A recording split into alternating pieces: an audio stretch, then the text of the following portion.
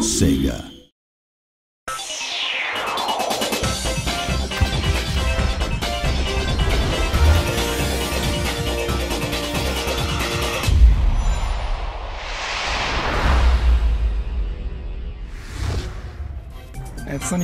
I brought with me some old sketches from Sonic CD.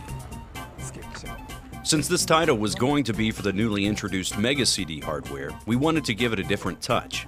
So with the logo, you'll see that we used a gold color combined with textured material, but at the same time retained the pop feeling and style.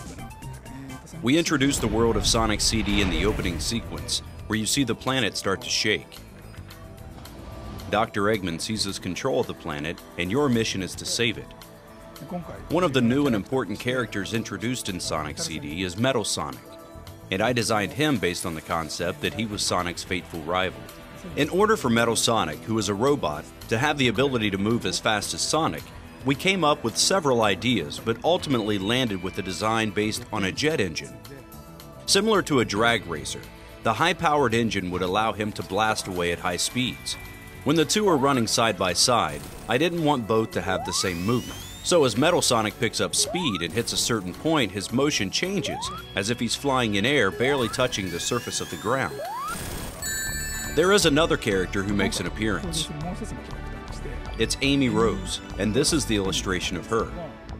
You can see her profile from various angles, and when looking at her from the back, the number of spikes is different from Sonic. This is the image illustration of Sonic and Amy, where it shows the relationship between the two. Amy views Sonic as her knight and is obsessed with him, but he isn't interested in her affection. I think that emotion is captured in this piece. One of the big features in Sonic CD is traveling to the past and the future. For those scenes, I drew inspiration from various films, books, artwork, and illustrations, including Back to the Future. As Sonic starts running and gains momentum, lights and sparks fly, and he's taken to a different time period. I tried to show that in this piece here. So here we have the various robots, Dr. Eggman's creation and enemies in Sonic CD. Many designs were based on insects and bugs such as cicadas, ladybugs, a bee, basket worm. They tend to have a very cute style. I don't remember if we ended up using these. They look like early sketches. These are the flowers that grow on the planet. Dr. Eggman steals the energy from these flowers and uses them to charge his various robot enemies. So the idea is that by defeating the enemies, the energy will be released, returning to the ground, and the plants will grow back. We also have here some sketches of the boss characters. Dr. Eggman is inside these mechs, and he appears in every stage acting as a boss. We wanted to make sure the boss designs complemented the design of the stage. This one here says Round 8 Boss, and I think we had this one too. And this one from earlier. As for the various stages, this is the final stage, where Dr. Eggman's face is carved into a gigantic mountain. We also experimented with various colors.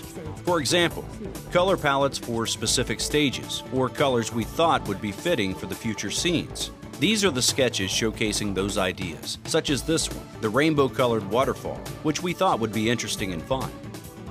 We also had some special stages. In one stage, Sonic must destroy the UFOs flying around in the sky. Up until that point, we all enjoyed playing and controlling Sonic from a side view, but this was the first time we would show him from a different angle. In the end, when you clear the stage, there's a sign that twirls. If Sonic is successful, you see this thumbs up sign, and this other sketch is when you are not successful, a thumbs down. Well, I think that's about it. Hopefully you'll pick up on these things in game.